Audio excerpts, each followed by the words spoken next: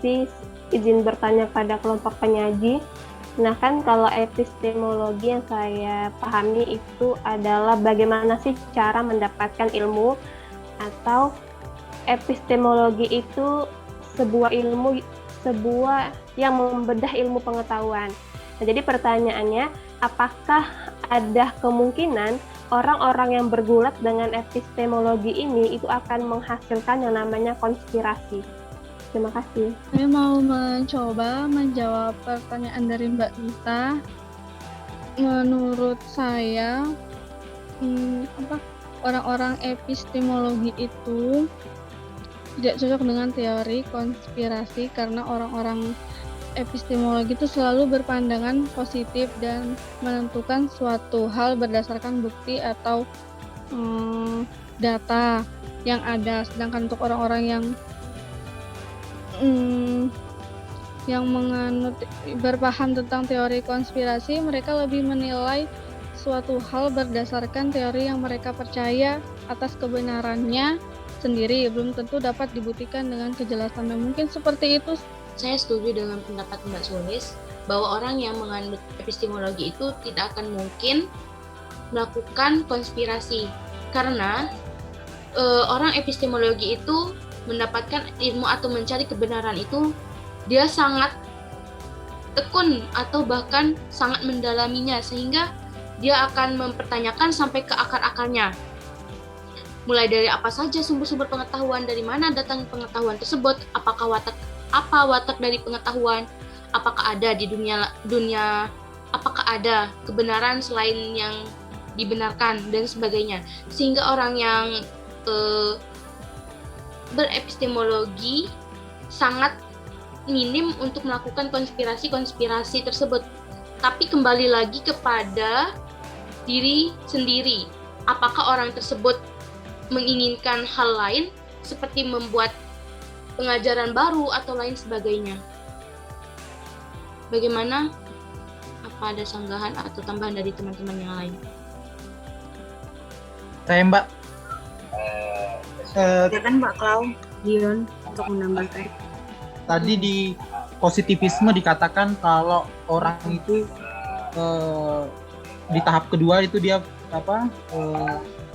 berusaha memahami dan memikirkan kenyataan, tetapi belum dibuktikan dengan fakta. Nah, kalau konspirasi itu apakah dia masuk di situ atau tidak? Nah, begitu. Iya, saya juga masuk dia ceritanya. Maksudnya kan tadi dijelaskan bahwa orang itu memikirkan asal dari pengetahuan itu seperti apa, dari akar-akarnya.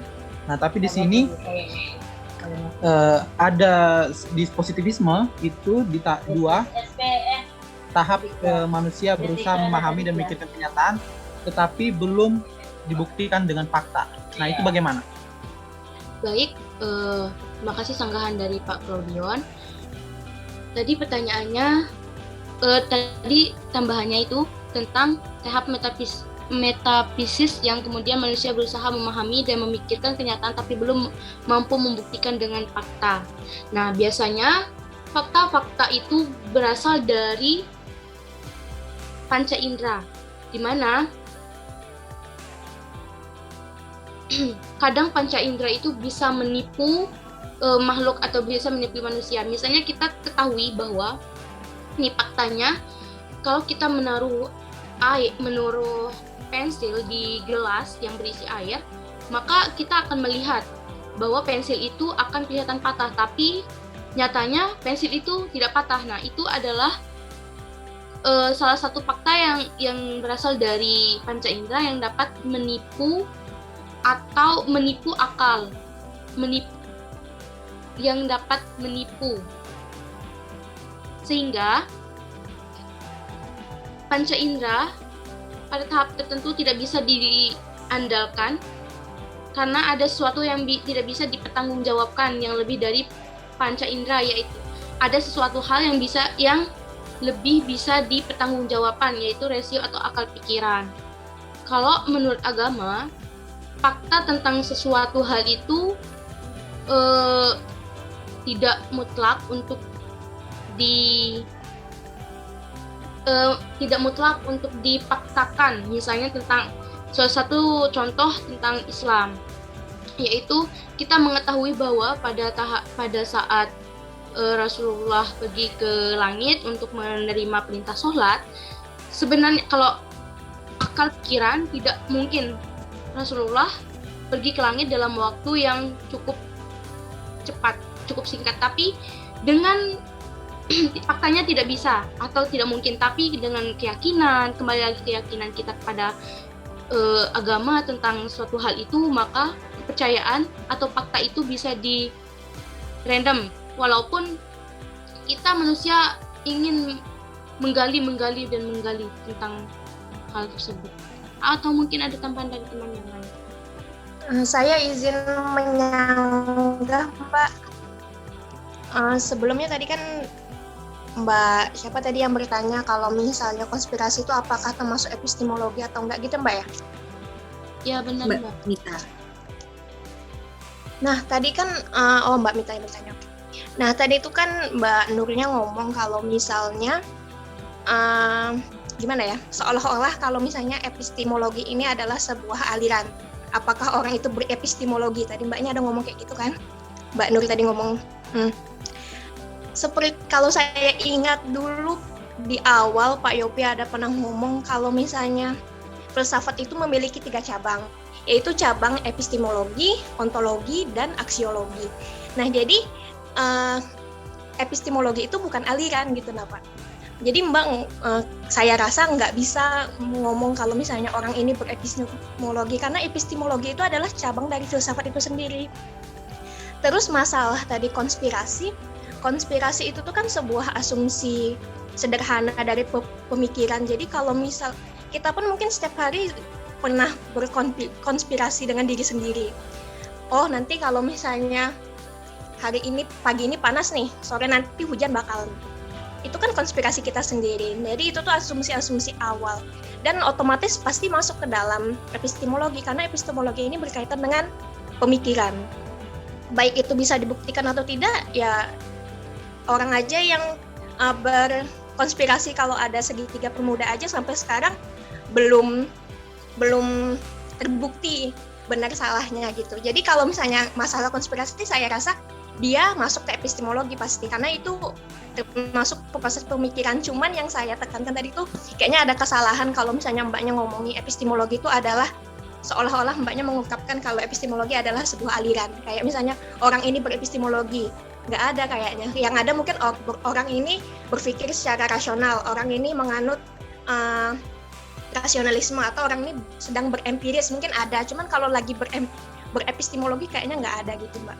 Itu sih sanggahan sedikit dari saya. Mungkin kalau kurang lebih saya mohon maaf. Terima kasih, Mbak. Iya, tadi kan yang saya tanyakan epistemologi ini apakah akan memasukkan konspirasi kan? Jadi tadi jawabannya sudah disimpulkan bahwasanya yang epistemologi ini itu tidak kemungkinan tidak akan menghasilkan konspirasi ya. Baik, terima kasih sebelumnya atas jawaban dari teman-teman semua. Maksud pertanyaan Mbak Mita mungkin tadi kayak gini nih, Mbak. Apakah epistemologi itu kan selalu berbicara tentang ilmu pengetahuannya, Mbak Mita ya? Apakah tidak memungkinkan akan munculnya konspirasi dari berbagai pihak nih? Karena kan kalau selama ini kan kita itu asal yang berbau ilmu pengetahuan itu sudah pasti diyakini kebenarannya gitu kan. Nah, apakah maksud Mbak Mita itu apakah jangan sampai nanti ini menimbulkan bisa nggak nanti menimbulkan konspirasi? Karena kan bisa aja nih orang-orang yang bergelut dalam maksudnya yang bergelut dalam bidang itu, kita kan ini tinggal menerimanya, apalagi kalau sudah diperkuat dengan data apa segala macam, itu kan pasti diyakini nih kebenarannya. Nah, apakah nanti bisa saja nih orang-orang itu bisa nggak nanti berkonspirasi? Kalau kita kan iya aja nih. Nah, itu yang mungkin seperti itu Mbak Mita ya, atau gimana? Ya, itu maksud saya, Bu Endang.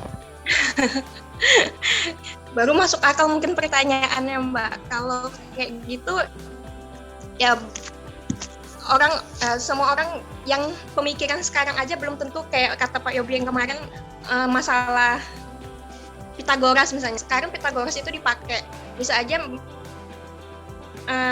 beberapa tahun ke depan itu cuman sebuah konspirasi bagi masyarakat tahun 2050 misalnya. Jadi ya termasuk bagian epistemologi, cuman tinggal persetujuan massalnya aja. Kalau misalnya semuanya setuju kalau misalnya itu sebuah kebenaran, otomatis itu benar.